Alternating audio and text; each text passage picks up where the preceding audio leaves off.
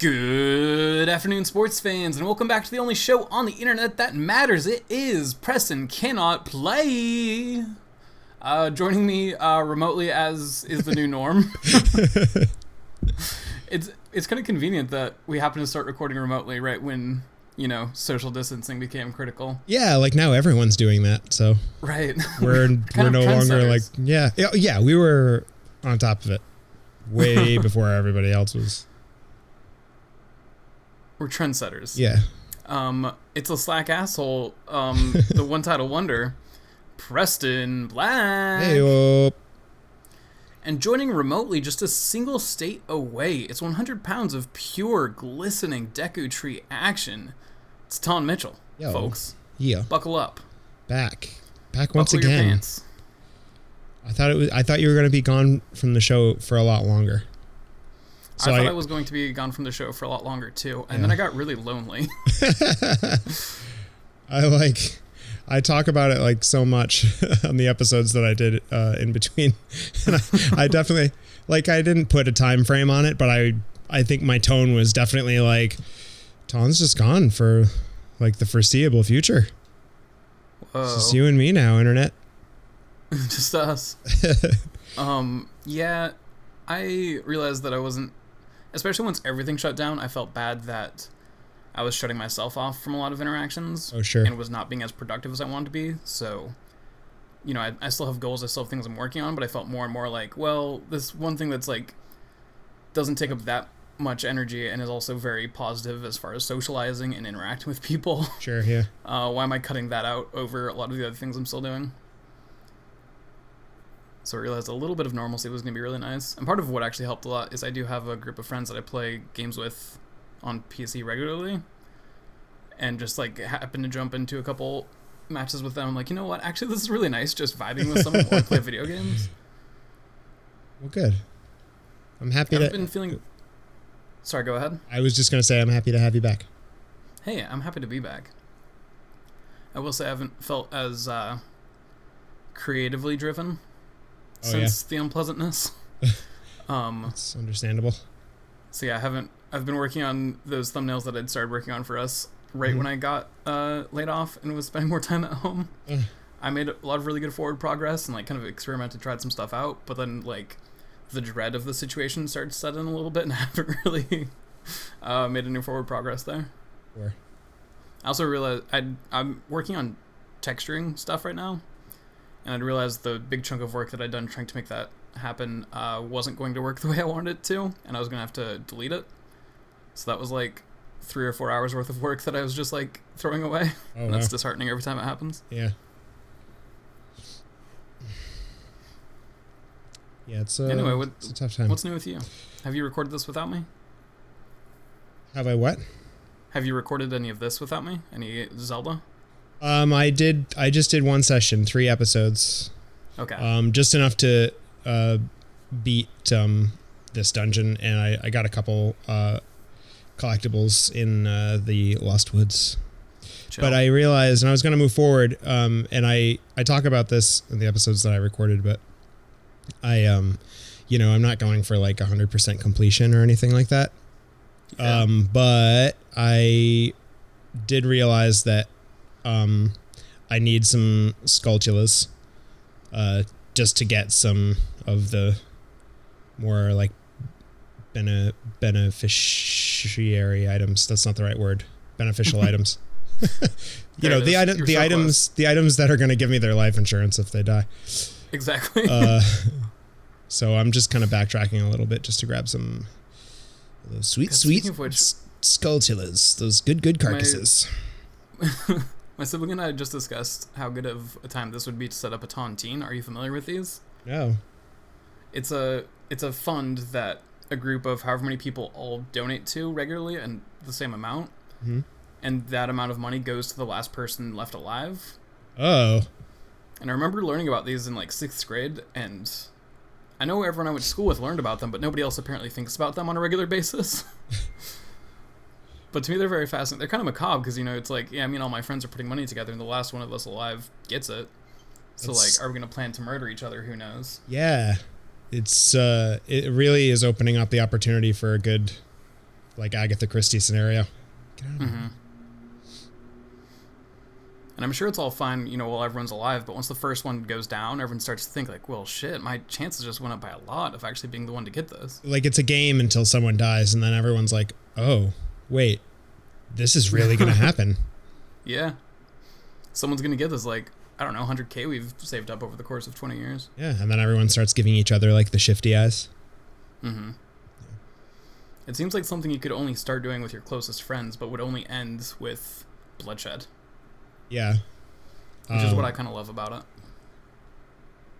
I just watched a Simpsons episode having to do with something like that. I can't remember. Whoa. I can't remember what it's called, but it's like Abe Simpson and Mr. Burns were in the same like army, like platoon or whatever. Mm-hmm. And there's like a mass grave. Not like a mass grave, like in that sense, but like a tomb. Oh, I thought you said like mask rave, like a rave where everyone wore masks. So I'm like, are you trying to say masquerade? Okay, I understand now. Yeah, the hellfish, the ghost is shouting at me. Yeah, and so there's like a tomb, and there's each one of the members of the platoon has a key. So every time one of them dies, they all go to the funeral and take the key and then put it in the grave. So then the last one that's alive has the final key and they can open it and like get the treasure. I can't remember what the payoff was because I was doing some other stuff, but I think it was like it's like a monkey's paw or something. The real treasure was the friends we made along the way, kind of a thing. All Brothers House. Yeah, I saw you and the ghost played Metal Gear. I didn't realize. Oh yeah. That both of you would be on for that. I only listened to the first minute or so. Yeah, I mean, it's to say that we were both on for it is kind of a loose statement. She's as kind of as on as she ever gets, but yeah, that was a fun time. I forgot how to play that game. It was really painful trying to remember. Love it. I'm so used to like playing like more modern-ish kind of like quote unquote stealth games like Assassin's Creed and stuff. Yeah. Where like it's stealth. This is a stealth game, but it's not really like programmed like a stealth game. Mm-hmm. So the whole time I'm just like, man, if these guys like spot me or if I'm having trouble like sneaking through a spot, I'll just kill them. I'll just move on. Oops, I died. Love it. But you can't do that in Metal Gear, especially at the game. So, I mean, at the beginning. Mm-hmm. So that was there was a little bit of a learning curve there, I guess I'll say. Yeah, I'm pretty trash at stealth games. For that exact reason, I always think I can do it. Then as soon as it goes bad at all, I don't reload my save. I just shoot my way out, and that's never what they want you to do. Yeah. Yeah. I really like it a lot because they're kind of not built to be shooters, so you always feels like a greater challenge to shoot your way out. Yeah, like I remember playing it when I was a kid, and any time that like I really got in the weeds and I had to shoot my way out, it was always like I had to catch my breath after, and like, man, I did it, I survived that. But like, I know that's not how it's meant to be played, but I'm so used to playing shooters now that like I'm just like, sneaking around is only one way to do this. Oh no, it is the only way to do it. Oh, okay, I didn't realize. How am I? Yeah, what's your plan here? I don't know, I have to do that, I think. Yep. What do you? There you go. Oh, nice kicks, brah. Go. Yeah, all right. Shh. I'm not trying to hear that right now, Navi. Whoa. Yeah, so I have a back issue. Yeah, what the fuck? Yeah, so remember that old from carrying this team for so long? Remember that old pink couch? Yes. Remember when I broke it? Yes. And I had a really bad back pain after that. Okay. I don't know if you remember that so much, but I did. I broke the couch, and then I developed a back pain for several weeks. Okay. Well, I just and then we got a new couch, and I just broke it again, the exact same way. Nice. I sat down too hard and it just snapped. And then almost immediately I got back pain. So I am having a hard time moving around. It's not super painful, but it's like all of the muscles and my like lower back are just completely inert. So like Did you like slip a disc? What'd you do? It's kind of like what it feels like. No, I think it's just like the like muscles and like connective parts are all like jacked up. So it's just like the actual like act of like I can stand perfectly fine and I can walk and everything's fine. It doesn't like really hurt, but like I can't like sit up under my own strength. Damn. Like if I'm in a lying position. What's up? Have you done the lay on your back on a hard floor? I've been kind of trying to do that.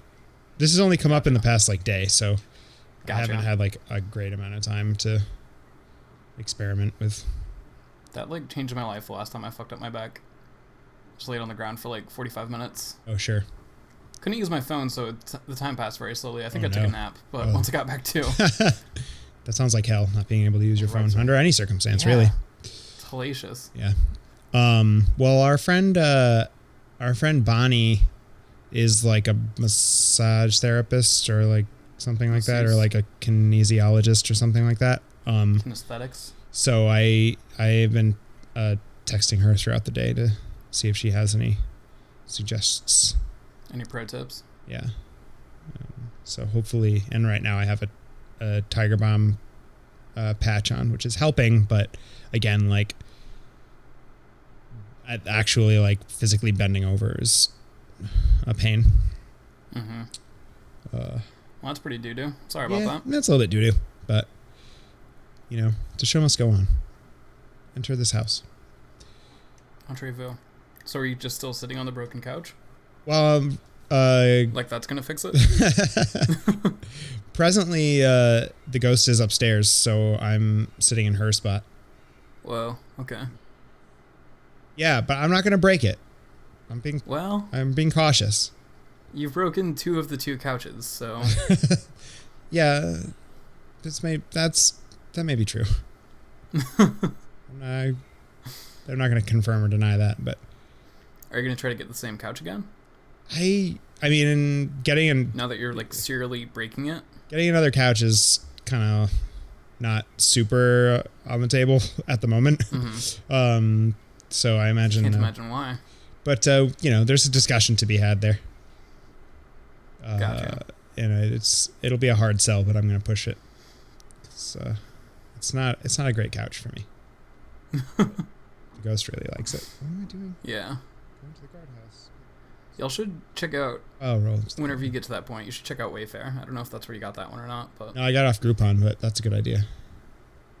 Lots of very affordable furniture, and they've usually, I mean, you can shop by color, which is how Miranda and I found our cute green couch. That's cool. Yeah, you fucked those crates right up, dog. Whoa.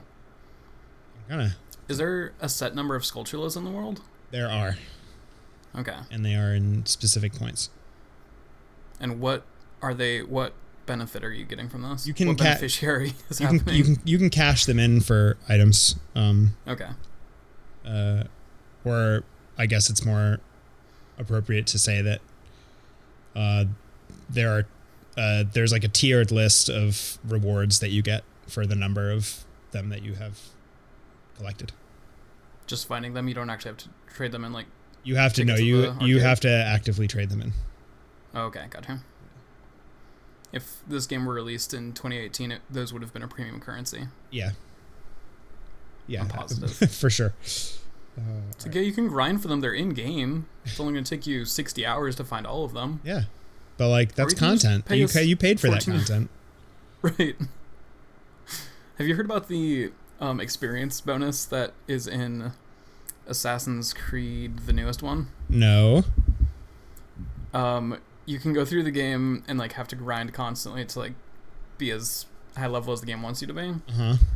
Or you can pay a one-time fee of like $19.99 or something ridiculous to get an experience boost that just levels you up faster, so that you don't have to grind through the levels and keep up with the curve of the game. So does it like instantly give you levels or experience points, or does it just like reduce your curve? It increases the rate you accrue experience at. So if you're going to get 100, you'd get 160 or something. That's nasty. Yeah. They created a problem in the game and then sold you the solution. It's fucked up. Ugh, that's some EA shit. You weren't creating a difficult game and then made, this easy mode for people that wanted it. You literally just went out of your way to make an okay game harder to force us to buy the solution that only you provide. Right. I'm supposed to succeed in this game, but I forgot how to play it for a second. Oh, that's my score. Fuck, I'm completely botching this.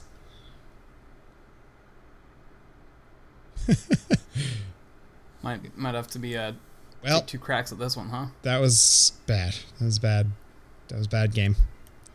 Yeah. Yeah, I'm gonna play again. Now that I don't want to talk shit, but you were shooting at the ground for a while there. Every time I do this, I always forget that the tiny rupees are like the ones that you've already done. I'm always like, they're trying to sneak those small ones past me. Draw your weapon with B. Got it. Think they're clever. Not as clever as me. I'll show them. Damn. Fuck yeah. Fucking quick draw McGraw over here. What is this shit? Damn. Oh, fuck. I hate you. Oh, hate to see it. Do you have to perfect this? I don't think I have to. I might have to. I can't remember. You're doing this for a Skulltula? No, I'm doing this for a different thing. Which I can come back and do. I think I have enough to do one more. Uno mas. Yeah, it's not like of the utmost importance that I get this, but it'll make life easier later on, Gotcha. But I'm also it's N64, so it's not the most responsive controls. N64, N64, N63, and N1 more. Whoa. Yeah. I never learned that nursery rhyme. It's classic. It's what my parents used to put me to sleep with. That's one of the ones that's actually about the Black Plague, right? Yeah, I think so. It sounds like a sweet story about how bad someone wants an N64, but really it's about the amount of people dying to the Black Plague. Height? Almost. Well, next time. Let you try one more time for free. Oh, yeah, this fucking salesman. That's how they get you. Giving you that run back. Oh, God. For some reason, this one feels so much more intense than any. I know. Well, now I've got to show this guy that I can do this. That was the one I missed last time. My pride. Fuck it up. My pride is on the line. Oh, God. That was so stressful. Oh, come on. Do it again. Yep. Double out. Baby. Yeah. That's my boy. Out here in front of God and everybody. Hit these damn rupees. Get it to do. Ba-da-da-da. Goosey. What a fucking baller high point to end an episode on, too. That's right. This. Oh, yeah, it's great. Not like my usual episode endings. No, we're usually I guess this is getting embarrassing. Please just fade to black. All right. All right. Well, deuces, everybody. Thanks for getting that bag thing we just got with us. I can't wait to see what kind of fun stuff we get next time. For sure. Bye. Bye. Press you can't play. Continue.